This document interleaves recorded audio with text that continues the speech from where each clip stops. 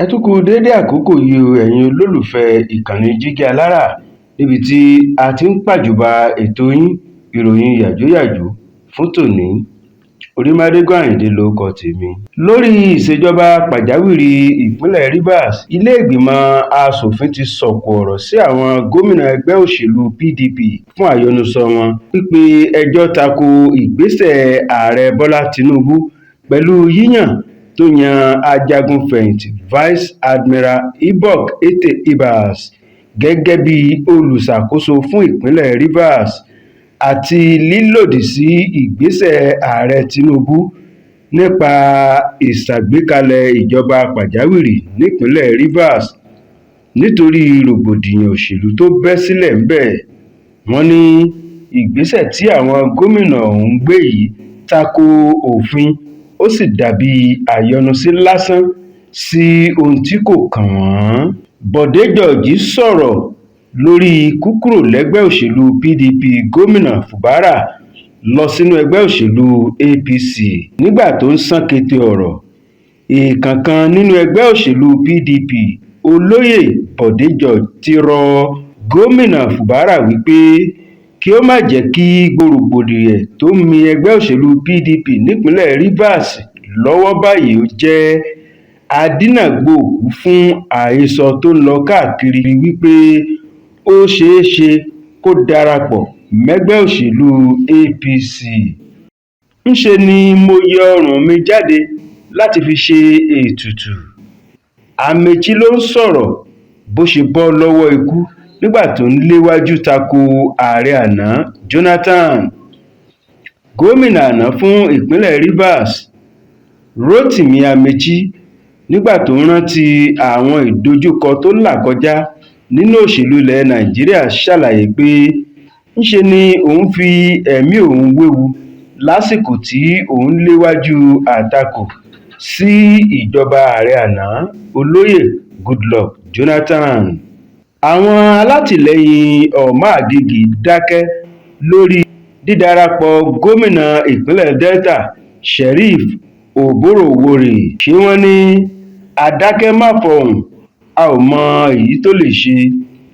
Gẹ́lẹ́ lọ̀rọ̀ ọ̀hún rí nípínlẹ̀ Delta fún olóyè Ọ̀màgìgì tí í ṣe èèkànkùgbù nínú ẹgbẹ́ òṣèlú APC nípínlẹ̀ Delta àti àwọn olólùfẹ́ rẹ̀ nínú ẹgbẹ́ òṣèlú ọ̀hún látàrí dídarapọ̀ tí gómìnà ìpínlẹ̀ náà tí ṣe ọmọ ẹgbẹ́ òṣèlú PDP ṣe darapọ̀ mọ́ ẹgbẹ́ òṣèlú APC báyìí.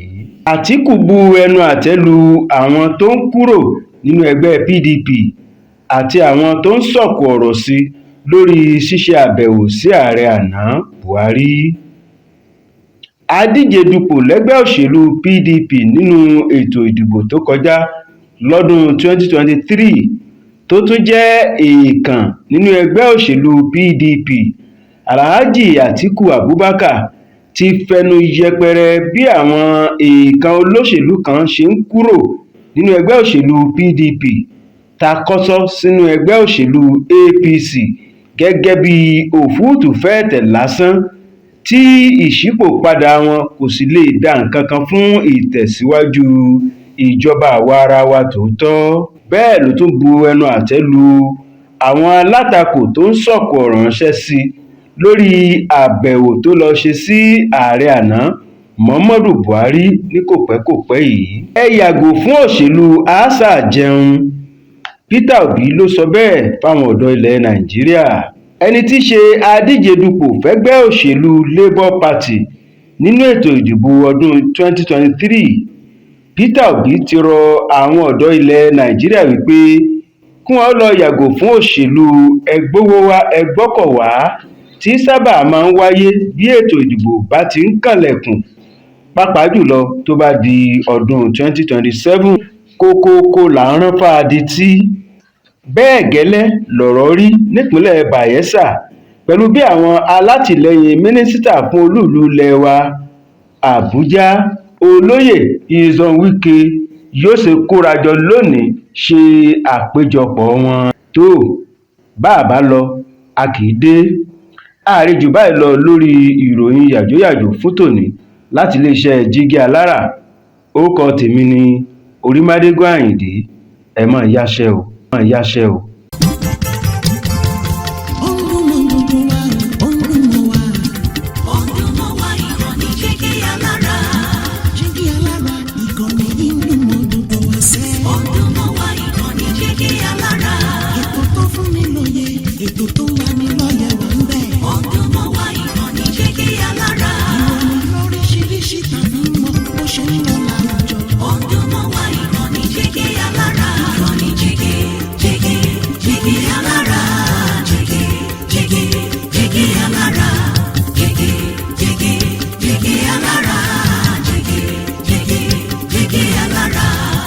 Ìkànnì Jígí Alára 24, bàbá gbogbo.